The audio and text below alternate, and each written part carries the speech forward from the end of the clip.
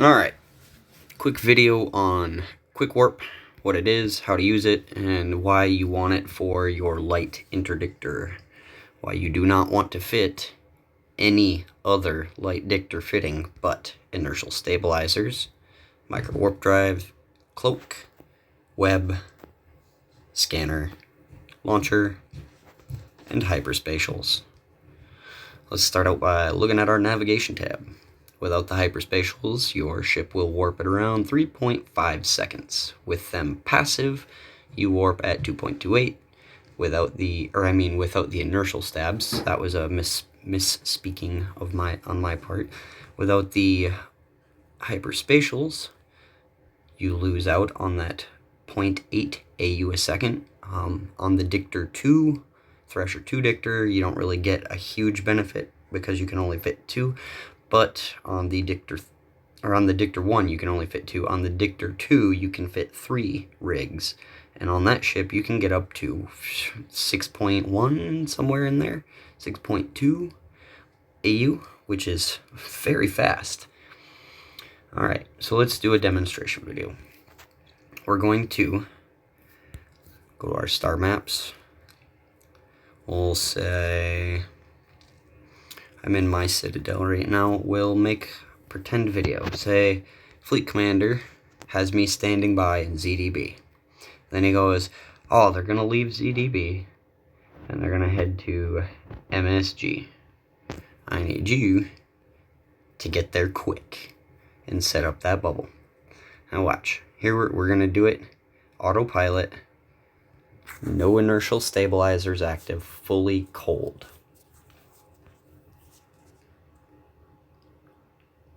Warp starting mark is 2 minutes 3 seconds. That took about 2 seconds. Now, that's off the station, and it's a nearly aligned target. You're already facing the right direction for the most part off that gate. We'll do a timing off the next jump. Also cold.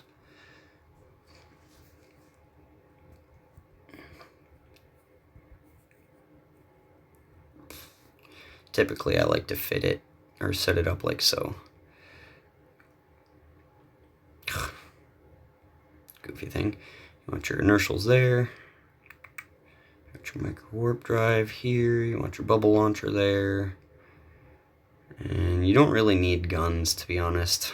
Like, I almost never fit guns. They're only there for if I'm with a fleet gate camping and pods jump in, I can just shoot the pod myself. So I'm hoping you're watching the amount of time it takes to go from standstill to warp between these two gates. We'll pretend, okay, we got out ahead of the fleet. We got to MSG. Fleet commander's like, alright guys, they did a U-turn. They're coming back to ZDB. We need you to go here even quicker, as fast as that ship will go. So, go to your star chart. I don't typically do this. I've got, I make bookmarks as I go, essentially. Where am I? Where am I at? Alright, there I am. Oh, we gotta go to ZDB. So we're gonna zoom in. We're gonna set destination. Now for this, you're gonna go autopilot, pop your micro warp drive and an inertial, and you'll notice, oh look at that, I turned around instantly and jumped the gate. It didn't take me 2 seconds to jump the gate. It was nearly instantaneous. Now we're going to do a hot run. You want to just keep spamming it. As soon as you come out of cloak, your ship is going to insta-warp. You'll notice I only hit one, not both. The only time you hit both is if you have an enemy fleet directly on top of you, or if you really, really, really need to go full speed across the system. Alright, get into the gate.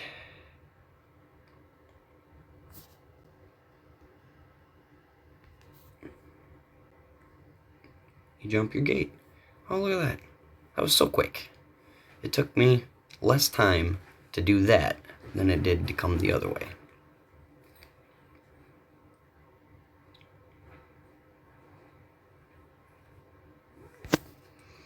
Here, we'll go with another example. I am facing backwards to the sun. We'll go warp to sun. This is cold.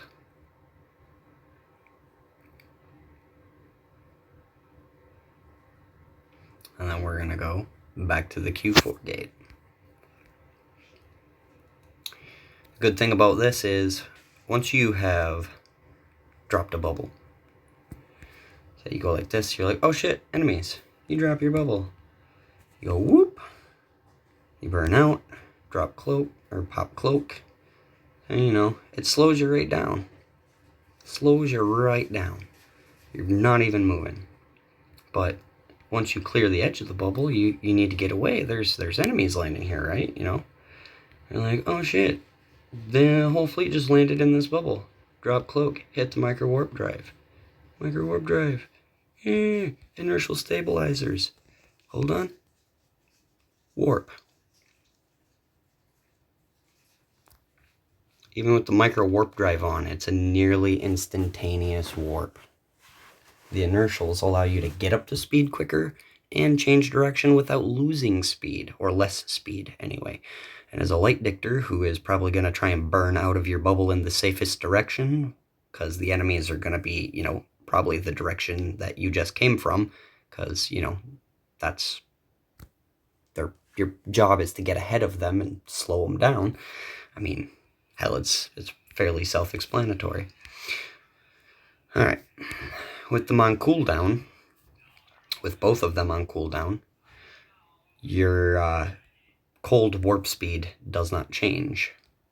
However, or not warp speed, but like time to warp, aligning speed, alignment, time, whatever phrase you want to use. You can use the official one or whatever made up phrase you use to determine or describe how long it takes you to go from standing still to in a warp. Alright, so now we're on the station. Alright. I'm going to go to navigation. 2.28. Pop 1. Hopefully I get this before. Look at that. 1 second warp prep time.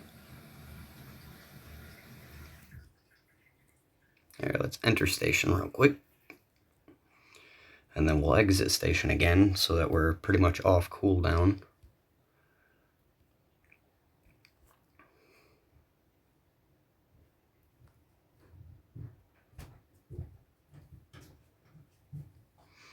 Look at this. Oh, it didn't take the cooldown off. Sometimes it does, sometimes it doesn't. Alright. 2.28. We're going to wait that 30 seconds here real quick. During that time, I'll give you a brief explanation as to why I fit this way.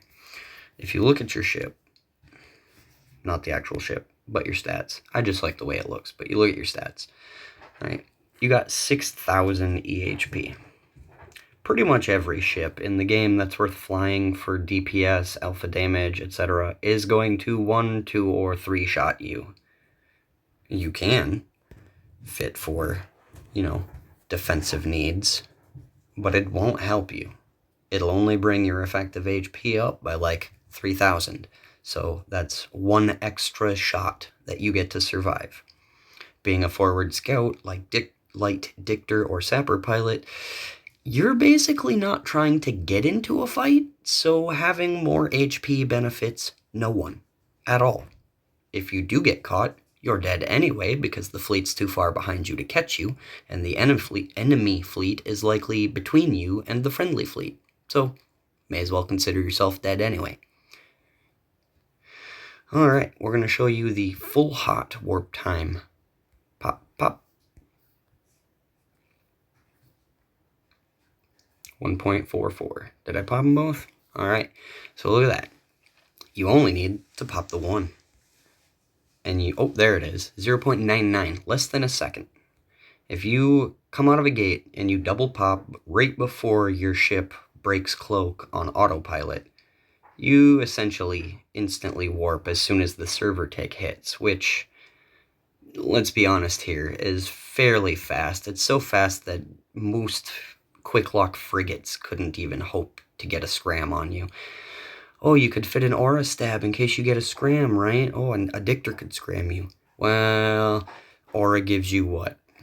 4 strength, and a scram gives them 4 scramble. And then if they have a disruptor, you're pretty much screwed. If they have a second scram, screwed. If there's 2 people with scrams, screwed. So unless you want to fit 4 auras and be not cloaky or fast and essentially completely useless, or fit warp core stabs in your rigs, which again reduces your speed in warp and makes you less useful, I'd stick to hyperspatials, the best ones you can find, which the best part about the hyperspatials, we'll go here and we'll go check my lost mails real quick. I'll show you. Check this out. We'll go here, we'll go losses, we'll go destroyers, boop, Thresher Interdictor. Check this out. This guy caught me with 1 scram. With an aura, there's nothing I could really do to get away from him. It gives +4, right? Oh, okay, 1 aura might have helped me. There were 2 guys there. They both had me locked. If the second one had put scrams on me, I'd be dead. But let's look, 17 mil. Let's go to my ship. Here we go. Oh wait, no, that's not the right tab. We're gonna go to insurance real quick. Look at this. Look at the cost to replace this ship. It is a pittance. It is a tiny, tiny amount of IP. You can stall an enemy fleet anywhere between a minute to 5 minutes in system, even longer if they actually take the time to engage you. And if they do take the time to engage you, that's more time for your fleet to catch up. You can also stall them even if they try and outrun you. You warp faster, you align faster, and you can put drag bubbles or catch bubbles pretty much anywhere. So essentially, what I would do, and I know that the guys who live here in ZDB are probably going to be pissed off if they accidentally drop on one of these bubbles, but this is kind of a, not a great example, but an example. All right, we'll pretend I've got a cloak timer. It's a 15-second cloak timer, right?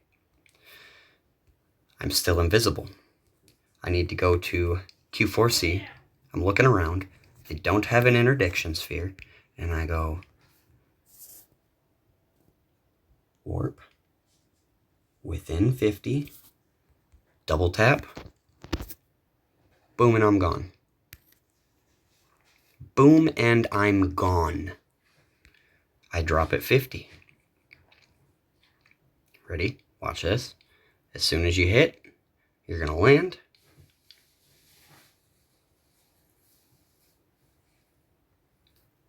You're going to pop that. Pop it. Burn off. She goes up. Now they can't get to the gate. You're burning out. Burn out at an angle. Don't burn straight to the gate because they're going to burn straight to the gate. Oh, look at this. They landed. Now I've hit my cloak and I'm invisible. Now they can't target me. They have nothing to do besides burn through your bubble. And even if they don't burn through your bubble, say they just sit in your bubble. They're spreading out, trying to decloak you. Guess what? You're buying the fleet more time. You are invisible. They cannot target you. They cannot kill you. You do not have to worry about defenses. Now, you can approach gate. If the fleet gets out ahead of you, that's why you should double dictor, work in teams. Have a guy on the other side of this gate, on the out gate for the next system that they're projected to head to, or even on this gate on the other side. Have him putting bubbles. You know, you tell him, hey, the fleet's on top of me, I'm warping to Q4C, drop your bubble now. As soon as you land, you drop your bubble. They burn through your bubble. They jump the gate. They come out on the other side of the gate. Oh, they're in another bubble. What are they going to do? Burn out of that one. That's even more time that they're not in warp between gates. But here's the great part. That dictor put his bubble up on the gate and then warped to the same kind of spot you warped to initially here and made another bubble trap. So once they clear that first bubble and warp to the gate again, unless they're smart, which will burn more time, and warp to a celestial body in system, they'll warp directly to gate, and if they do, they land in the bubble. Boop. And now they have to burn out of that bubble. By this time, your combat timer has already come off. So what do? You you decloak. You jump gate. And you play Leapfrog with your cloaked buddy that's in the other dictor. So now we're in a, next system. He says, oh, well, they didn't land in my bubble. They went somewhere else. Or, hey, they did land in my bubble. Well, we'll go with the Leapfrog. They did land in the bubble. And they burned through. And they jumped through a gate. He's got a combat timer. Now he can't pursue them. So what do? You immediately jump gate. Go as fast as you can. Jump gate. Insta-warp. Gone. In 56 seconds, boom. You're at the gate. You jump it. You come through on the other side. You go, oh, look. There's all these ships sitting around me here in local. There's all these guys just hoping to see my ship come out on the other side. Now again, your entire job is to delay the enemy. So you come through the other side, and they're all sitting on gate. They didn't bother burning off and warping away. Okay, well, now if they don't have a bubble up, you can say, oh, well, I need to go. I'm looking. Oh, one of them just warped off to the B1U something gate. You go, warp. Jump it. You just want to jump that gate. You want to get on the other side of it. Because your buddy, whose combat timer just came off, is going to be coming into this system right behind you.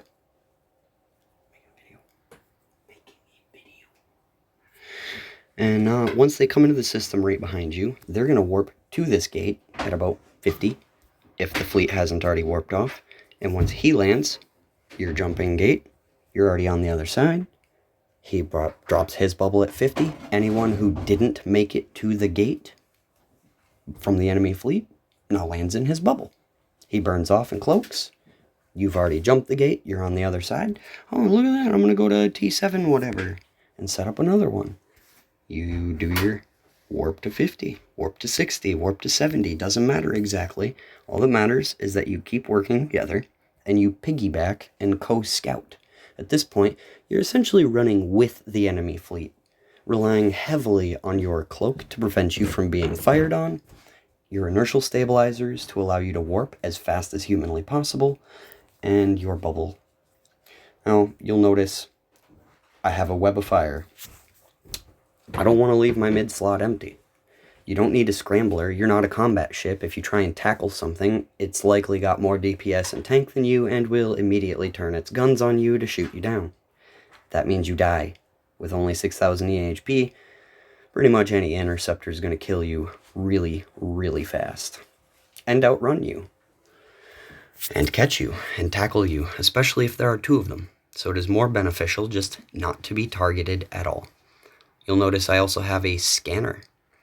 Oh, they didn't warp to the gate. They warped off to this M4CB planet. And you're like, okay, well, I'm going to warp at 100 and see what I can see. I was going to warp to 100. But by the time you get there, they're already gone. You check local and you're like, well, they're still in local. Boom, you pop your scanner as soon as you land. Here's what I do. Here's the method. I land at 100. I immediately start tapping away. Tap away, tap away, tap away, tap away. Get one rep on my MWD, and before my cloak fully activates, pop a scan. Pop a scan. Look at that. 8 signal waves. Now you're invisible, and you can take the time, if they haven't left local, to scan them down. This is why you work in pairs, because if your buddy is in the system with you, only one of you needs to scan. The other one can be paying attention to the local. That way, if you're in scanning menu and they all leave system, you're not completely unaware of where they went or that they left. Your buddy goes, oh, hey, by the way, they just left local. You just close your scanning menu and you start scouting out looking for them. It's a fairly simple process. It's not hard to master. It is, however, hard to get it right with every single enemy fleet. Some of them are actually set up specifically to run gate camps, and if that's the case, don't bother scanning them down. Interceptors aren't gonna be interdicted.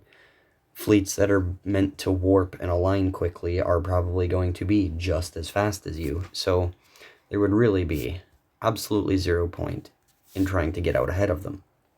This is very useful, however, against battle cruisers, battleships, and cruisers, anything bigger than a destroyer, because, I mean, with the rig setup, with the alignment setup, you're going to outspeed them from gate to gate, you're going to outspeed them in warp, and you're probably going to outwarp them from 0 to in warp, which means you get to the gate faster, you jump the gate faster, you bubble the next gate faster, you warp to the gate after that faster.